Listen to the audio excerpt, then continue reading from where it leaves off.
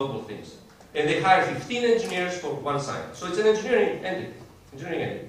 When the rover made it up to Mars, the NASA press release called it a science miracle.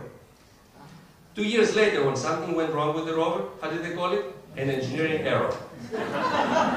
Okay, so how do you expect kids to choose engineering if all the messages are like this? Okay, on the janitor's closet says engineering, an engineering error there.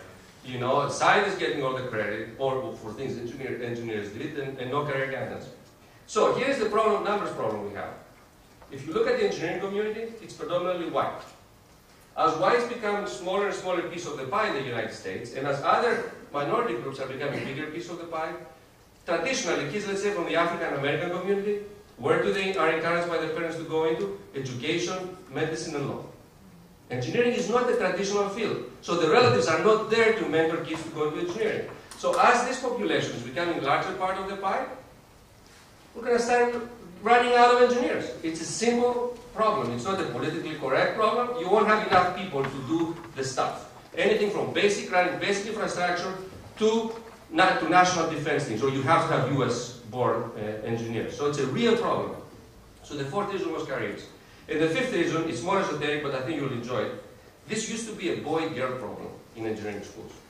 So here it is. We would accept boys and girls, same SAT score, same rank order, sometimes from the same home, twins. During the first engineering design test, this is a test where kids have to rotate three-dimensional objects in their mind and draw them. The boys typically would do better than the girls. Now, it was not a genetic thing because by the time the final exam came, after they had done this enough, there would be no difference. But we were wondering, why when they first come, the boys are better prepared than the girls when they come from the same homes, from the same schools?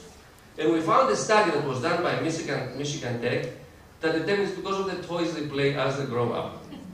So when I read it, I was fascinated, and I had kids, but they were young, I had two girls, so I didn't have much experience, so I went to Toys R Us. Go to Toys R Us with this in mind, you will be amazed, okay? Boys' toys I saw, Lay's, Kinects, Legos, Lincoln Logs, erector sets, all building construction, 3D visualization, problem solving. Girls' toys, My Little Pony, plastic horse with a fuzzy tail and comb. Barbie's new challenge, Barbie holding a spatula. I'm not making it up, just go. How can you expect girls to have the same 3D visualization skill as boys when boys spend 14 years building stuff and girls spend 14 years combing a tail of the horse? Okay. So, and by the way, this is a boy and girl problem now, because and we noticed that, the first test, everybody was doing lousy, because how do boys and girls spend their time now? Like this. They don't build anymore, even the boys don't do things they used to do, so we're generating generations of two-dimensional brains, people that cannot visualize in 3 dimensions. And even with my children, okay, that I had this in mind, and they're both grown up, and in engineering school, both of them. We have a basement in our house, and we have a TV and computer with internet connection. They would happily live down there, because they can talk to 60 friends. There's no need to go out and play or do anything. You just throw them food in the morning, you remove the waste in the afternoon, and life is good. So it is a problem. So armed with these 5 reasons, folks, we were very successful in convincing Massachusetts in 2000 to change its learning standards and include engineering in the science standards and call it engineering. So I fought for 2.5 years, and I made it happen. And Massachusetts in 2000 became the first state to not only have engineering standards in their requirements, but also test it, because unless you test it, they're not going to teach it. You know that. So that started the whole movement. And I thought Massachusetts did it. My dream was to have engineering in every school by 2015, in every school in every state. So I still have 4 more years. But it's working, I'll tell you a little bit about it. So I thought Massachusetts did it, everybody's going to do it. I was so wrong. Because to make something like that happen, you need partners. And coming from a university, I wanted university partners. And the initiative was now nationally known, but as the Tufts University Initiative, which meant no other dean wanted to touch the initiative from any other school, because who wants to do the Tufts Initiative? They wanted to do the MIT Initiative, the BU Initiative, the Northeastern Initiative. Why do the Tufts Initiative? So we couldn't find partners to introduce engineering into schools, into other states. We stalled for 3 years. Museum of Science. Museum of Science is one of the largest science centers in the world, in the country, in the world. We're ranked #1 for non-Smithsonian science centers in the country. We have anything between 1.5 to 2 million visitors a year. So it's considered the Harvard or whatever Stanford of museums. I love the museum. Actually, my wife and I had our first date at the Museum of Science in 1982. It was not my choice, it was her choice. I proposed Hong Kong, very nice bar by Harvard, but Museum of Science is a safer bet, I guess, for her, and that's where we went. But then we have children, we were members of the museum, so we loved the museum. I never thought I would work at the Museum of Science. I loved it, but as a visitor, I was an academic, had my tenure, I loved that. So the Museum of Science decided, the board, that the museum has it wrong. Because they looked around, some of the techies on the board, and thought, this is all about the natural world we have here. We have left out the human-made world. We should bring technology and engineering as an equal to science in the museum.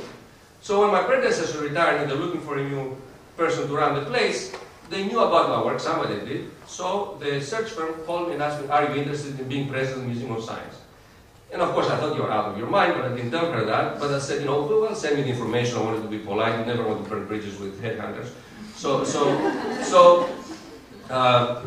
she sent me the information. I didn't even open the envelope. I brought it home, I threw it on the coffee table, and my wife was putting our girls to sleep, and I was finishing cooking dinner, so she went down, she opened the envelope and said, what's this?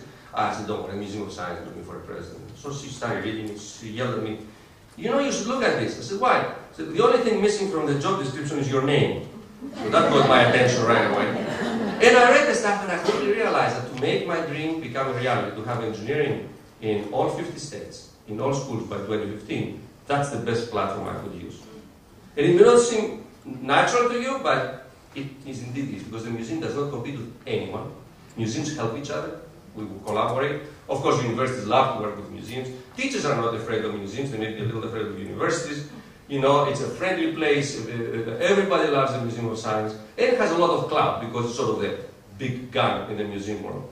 And I could focus all my attention in that, K-12 stuff versus TAFs. I would sneak around. I have to do my graduate programs, research, grants, and the K-12 thing on the side.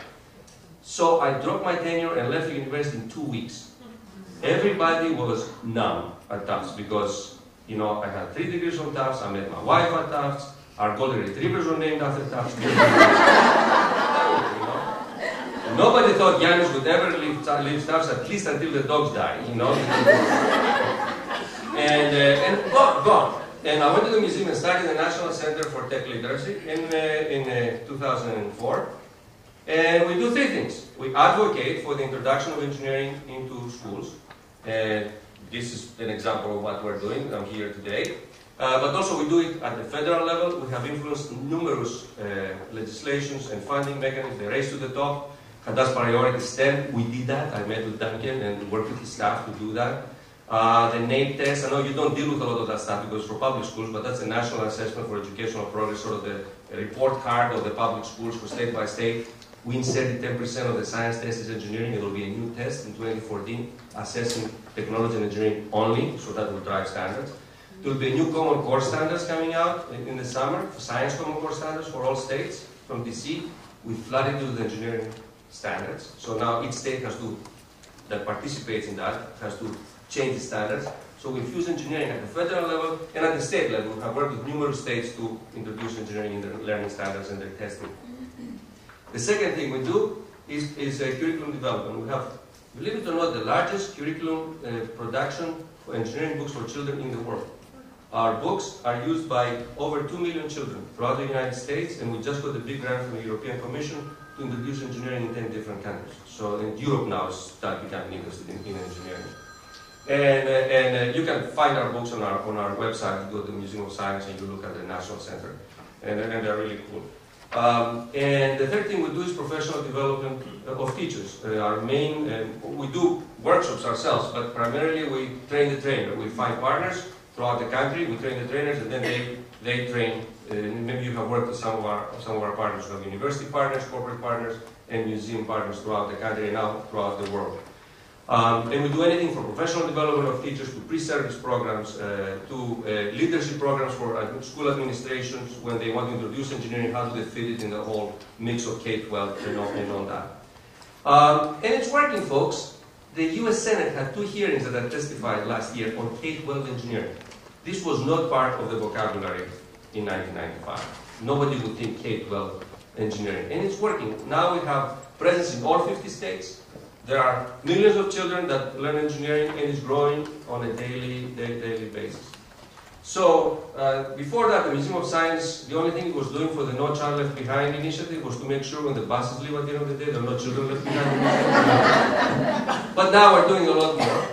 And if you're wondering what that little girl is doing right now, the one that started all that, you remember when I gave the talk? Well, of course she won first prize at the science fair this year. And not only she won first prize, but in the 5 subsequent years that I kept track of the school, girls won first prize, and girls never used to win first prize. So all of a sudden, the gateway. And she went to high school, graduated near the top of her class, in high school, the regional school. Then she went to Harvard College, one of the best liberal arts schools in Pennsylvania. And graduated with honors in biology and history. And then she went to Tanzania.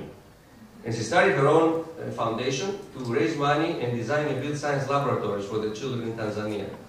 And the foundation blossomed, and 3 years ago, the foundation, she left to the locals there, and it still runs because I know they hit me for money every year. And she went to Stanford, where she's finishing her dissertation, PhD dissertation on international education, and she got married a year and a half ago, and she had a baby 2 weeks ago. So that's the story. So thank you very much.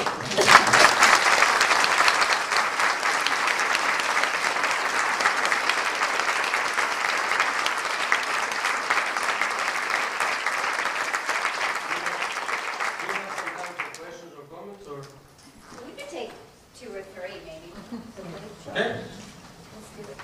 Any questions? Couple questions? We have about 1 or 2 minutes. So, I have heard it said that one of the reasons that engineering declined in the United States is because when public schools stopped offering shop. And I'm wondering if that's something that you had seen or could comment on.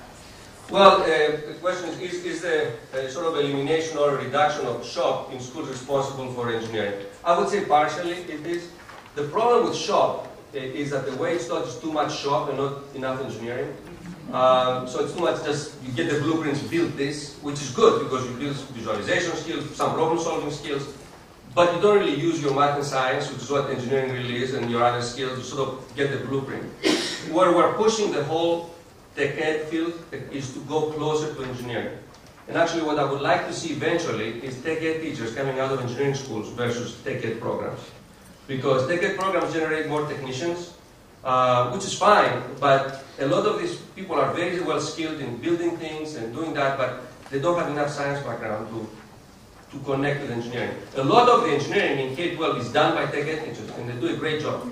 And a lot is done by science teachers, and they do a great job. But the typical science teacher knows a lot of science, but is a little bit shaky on building stuff, unless they have a knack for that. And a lot of the tech ed teachers are very good in building stuff, but they're a little shaky on the science part. So many times you have seen teams of the two working together, and they do wonderful things. Sometimes math teachers actually work with tech ed teachers and do wonderful, wonderful things. As you think about girls in grades 3, 4, and 5, what are some units that you would suggest for spurring their interest and passion in engineering? Our curriculum is, and I didn't bring it up because I don't want to sound like a salesperson here, but I'll tell you since you asked that, our elementary engineering curriculum is the largest and most